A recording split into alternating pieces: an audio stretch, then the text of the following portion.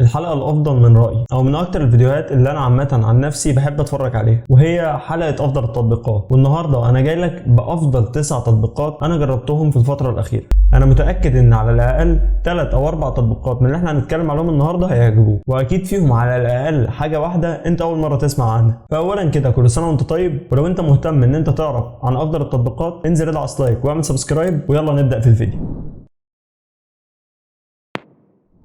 أول تطبيق عندنا وهو مش حاجة جديدة خالص، بس هو من أفضل التطبيقات اللي هتساعدك في إنجاز مهامك الحياتية، وهو شات جي بي تي. ولو مش عندك شات جي بي تي أو عمرك ما استعملته فأنت ضيعت وقت كبير قوي.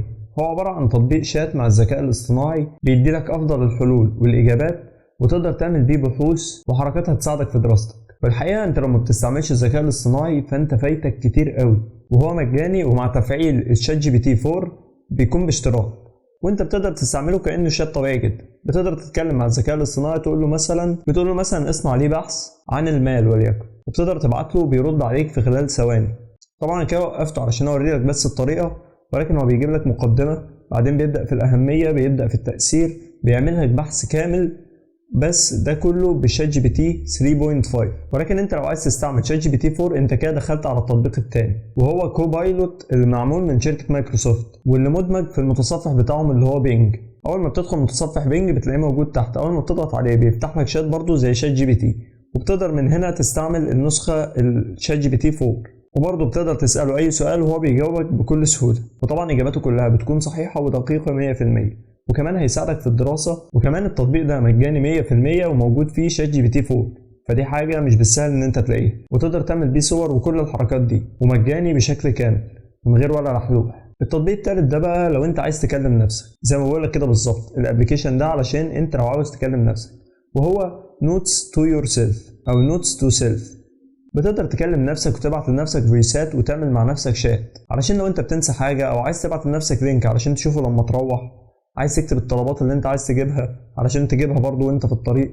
كل الحاجات دي بتقدر تعملها في ابلكيشن واحد بس، وبيقسم لك الموضوع عبارة عن شتات. طبعا الموضوع ده موجود مش بقاله كتير قوي في الواتساب، ولكن هو دلوقتي معمول له ابلكيشن خاص بيه، وكمان بتقدر تعمل من الابلكيشن ده باك اب علشان لو انت عاوز ترجع الحاجات اللي انت كنت كاتبها. بتقدر من هنا تغير كذا حاجة، وكمان تقدر تقفل النوتس بتاعتك. كل اللي عليك علشان تفتح مع نفسك شات عن حاجة معينة بتضغط على الزائد دي، وتقدر تسمي الشات بالاسم اللي انت عاوزه. فانا مثلا هسميه فيديوهات، وبقدر اعمل مع نفسي شات اقدر اكتب فيه كل فكرة فيديو مثلا تجيلي.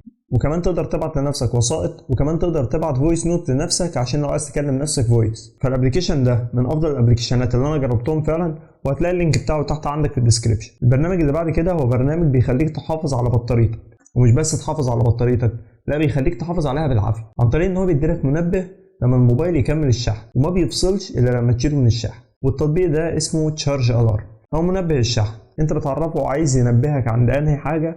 اولا تقدر تخليه بينبهك بس عند لما الموبايل يقرب يفصل، وكمان تقدر تخليه ينبهك لما الموبايل يكون وصل لحد معين من الشحن. فانت بتقدر من خلال الخط ده تحدد انت عايز الموبايل ينبهك امتى، لما يوصل وهو في الشاحن عند كام، والخط اللي تحت عند ما يوصل كام برضو الموبايل ينبهك. وده طبعا اللي بيفضله الخبراء، ان انت ما تخليش الموبايل بتاعك يعدي ال 80 او 90% وهو في الشاحن، وان الموبايل بعد ما يوصل 80 او 90% يبدا دوره التفريغ بتاعته لعند اقل من 20%، ولكن ما يفصلش. فانت بتحدد الحد اللي انت عاوزه بالظبط.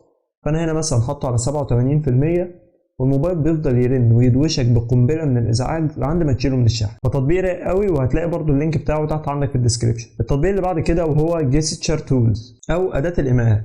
كل الفكره بتاعته انك لما بتعمل ايماء معين الابلكيشن بيعمل لك اكشن، زي مثلا انك انت تقدر تفتح ابلكيشن، تقدر تفتح لينك، تقدر تتصل على حد، تقدر تبعت لحد اس ام اس. ده كله بمجرد جيستشر او ايماء انت بتقدر ترسمه على شاشه الموبايل. كل الفكره بتاعته انك بعد ما بتشغله بتلاقي الشيء العايم ده، اول ما بتضغط عليه بتقدر تعمل اي اكشن وهو بيقدر يتفاعل مع الاكشن ده.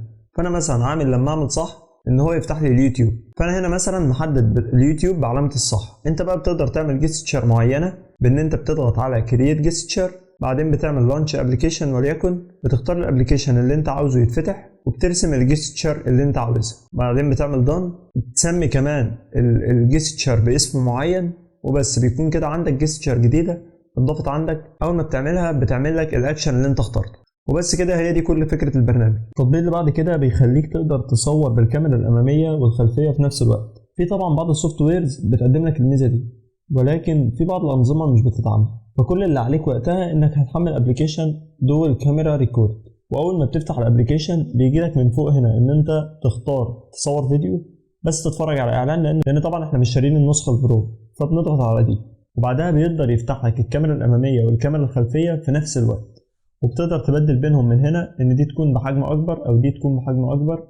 وطبعا بتقدر تشغل الفلاش، تقدر تحط فلاتر وكل الحاجات دي. فابلكيشن رايق لو انت ما عندكش الميزه دي موجوده في السوفت وير، بتقدر تحمله من اللينك اللي موجود تحت في الديسكريبشن. والابلكيشن اللي بعد كده هو للناس الكسالى واللي انا واحد منهم، وهو بيعمل لك اوتو سكرول في التيك توك او الريلز او اليوتيوب شورتس عامه. وهو اوتو سكرول اول ما بتفتح الابلكيشن طبعا بيطلب منك بعض الاذونات، بعد ما بتديله الاذونات بيفتح لك الشاشه دي. بتقدر تختار من هنا كل الابلكيشنات اللي انت عاوز الابلكيشن يشتغل عليهم، وبتقدر تحدد من هنا المده اللي انت عاوز وقت الابلكيشن يكون فيها بيعمل سكرول. فانا مثلا هختار 15 ثانيه وبعدين هعمل ستارت سيرفيس. وبعد ما بتشتغل بتقدر تروح على الابلكيشن اللي انت عاوزه، وبعد ما العداد اللي تحت ده بيخلص عد، الابلكيشن بيقدر يعمل لك اوتو سكرول علشان يدخلك على الفيديو اللي بعده، زي ما هيحصل قدامك دلوقتي. دخل في الفيديو اللي بعده وبرضه بدأ يعد تاني علشان يعمل لي سكرول كمان. طبعا انت تقدر تغير وقت على حسب الوقت اللي انت عاوزه او الوقت اللي يناسبك عشان الفيديوهات اللي انت بتتفرج عليها، وهو هيعمل لك عليها سكرول. التطبيق اللي بعد كده هيفيدك قوي في عمل الصوت. هو كل ما بتختار صورة بيفصل لك الشخص عن الخلفية، وهو تطبيق AI Remove.